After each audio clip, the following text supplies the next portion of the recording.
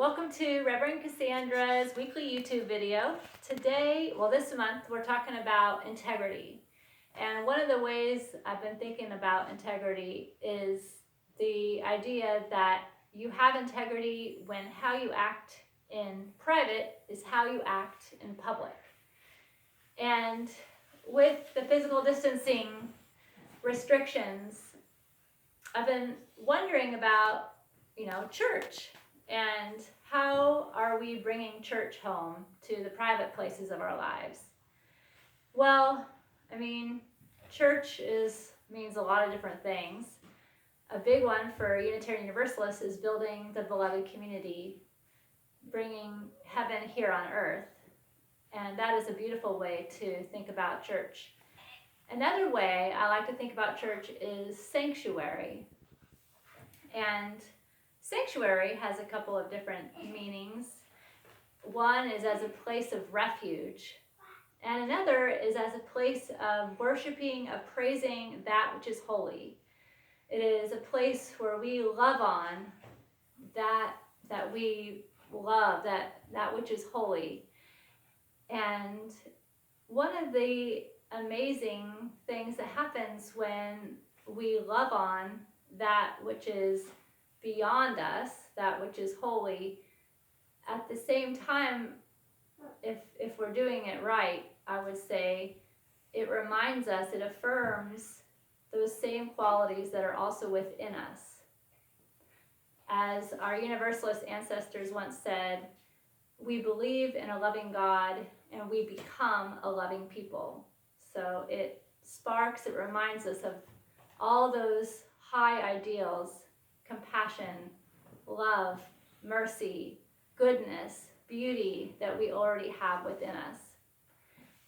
And so, in that way, I would like to invite you to bring church home to the private place of our homes, and it be a way of reminding us of our inherent belovedness. So, you don't have to worry about the dishes that are not done, about the work that is not done. This is a time to carve out a space where you can remember your inherent belovedness. And so, we will begin with our altar cloth. You'll need a table and you'll need an altar cloth. And I invite you to do this with me whenever you watch your video. Here's our altar cloth. Out.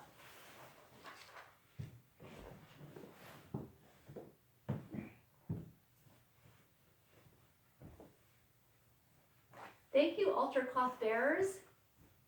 Thank you. These words from Sherry Woodbury to bless our altar cloth and this altar. Out of the din of the city, away from the noise of the crowds, we come to rest in this moment, in this place, set apart from the never-ending to-do lists, embracing the seventh day, a day of rest. We come to the warmth and stillness of this sacred hour. Remember, you have chosen to be here. Something in your life led you to arrive here now.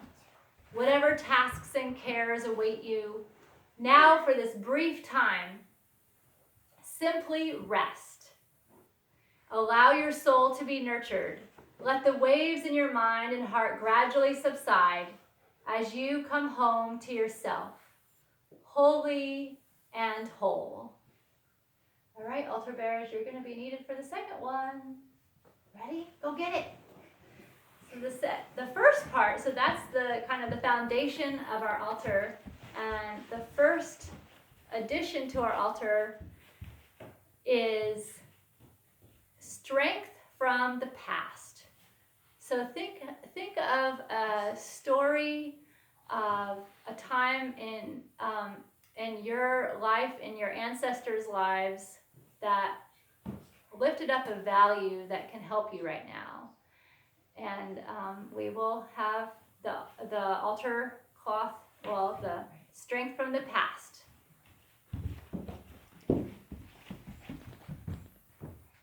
Okay, Well, as you can see, the story in my past that I'm thinking about has to do with a blizzard in the winter. My grandmother and her sister, and I think it was her sister's husband, they were all driving on a lonely country road. It was a dirt road. It was in the 1940s, early 1940s, between St. Francis, Kansas, tiny little town in western Kansas, and Denver. And there was a blizzard, and they got stuck in the blizzard, and they couldn't move the car for several days. And they didn't know if they were going to die in the car. They had to sit on each other's laps to keep themselves warm. They had a couple of candy bars to eat. I'm guessing they sang songs.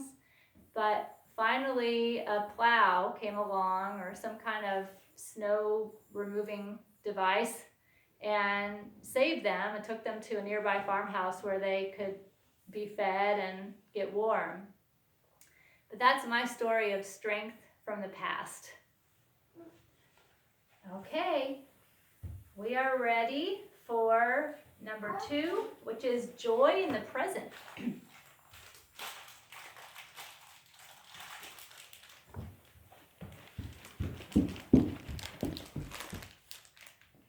And I don't know if you can tell, but this is chocolate chip cookies. That was my joy in the present. I wonder what yours is. Maybe it's a picture of someone that you love. Or so if you think of some joy that you have in the present, put that on your altar. We're ready for number 3. That is hope in the future.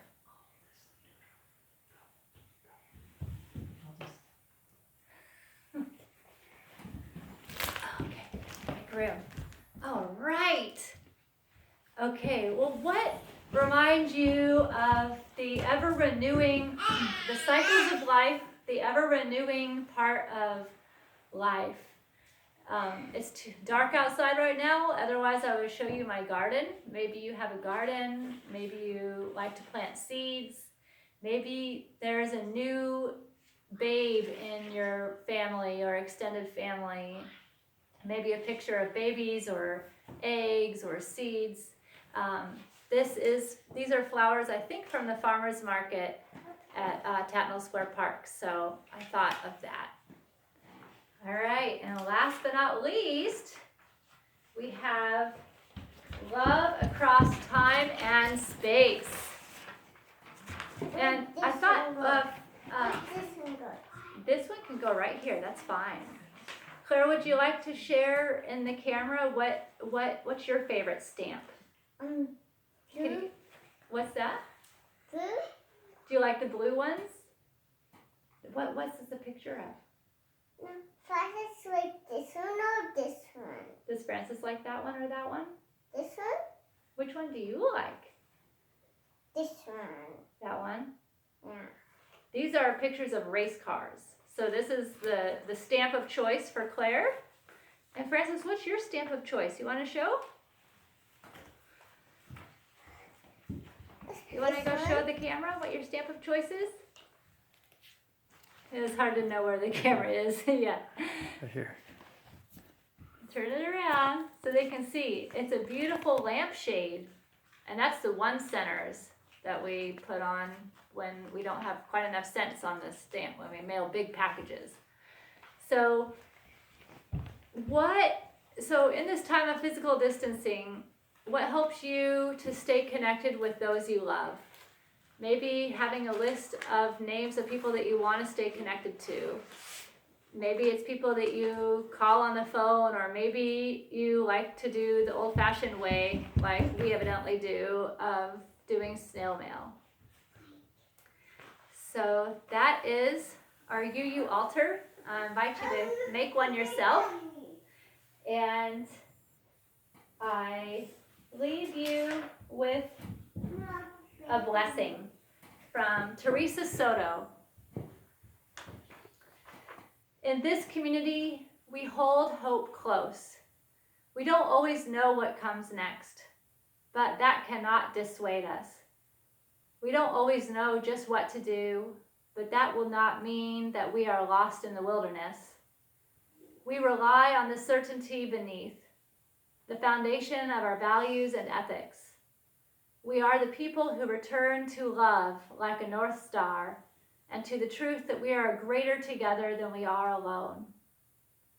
Our hope does not live in some glimmer of an indistinct future. Rather, we know the way to the world of which we dream.